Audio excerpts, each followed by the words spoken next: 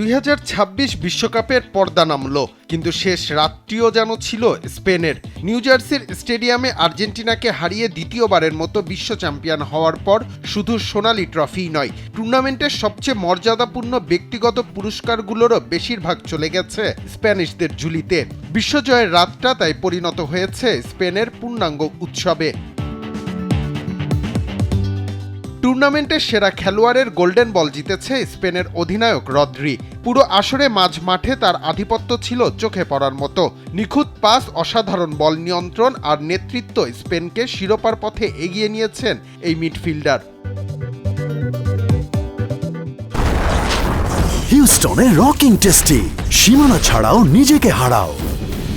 Golden gloves উঠেছে স্পেনের নির্ভরতার প্রতীক উনাই সিমনের হাতে। পুরো টুর্নামেন্টে মাত্র একটি গোল হজম করে 7টি ক্লিন শিট রেখে প্রতিপক্ষের আক্রমণ বারবার ব্যর্থ করে দিয়েছেন তিনি। স্পেনের আনন্দ আরও বাড়িয়ে সেরা উদীয়মান খেলোয়াড়ের পুরস্কার জিতেছেন 19 বছর বয়সী ডিফেন্ডার পাও কুবার্সি।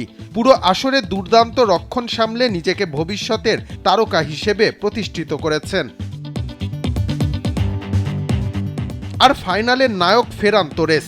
অতিরিক্ত সময়ে 106 মিনিটে করা তার একমাত্র গোলে বিশ্বকাপ জয়ের স্বপ্ন পূরণ হয় স্পেনের। সেই পারফরম্যান্সের স্বীকৃতি হিসেবেই তিনি হয়েছেন ফাইনালের সেরা খেলোয়াড়। তবে স্পেনের একচ্ছত্র আধিপত্যের মাঝেও গোল্ডেন বুট গেছে ফ্রান্সের কিলিয়ান এমবাপ্পের হাতে।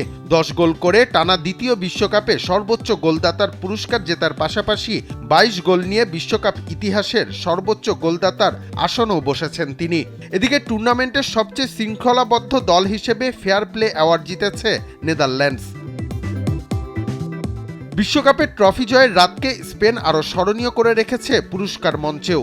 দলগত শ্রেষ্ঠত্বের পাশাপাশি ব্যক্তিগত নৈপুণ্যের স্বীকৃতিও যখন একই দলের খেলোয়াড়দের হাতে ওঠে, তখন সেই বিশ্বজয় নিঃসন্দেহে হয়ে ওঠে আরও পরিপূর্ণ।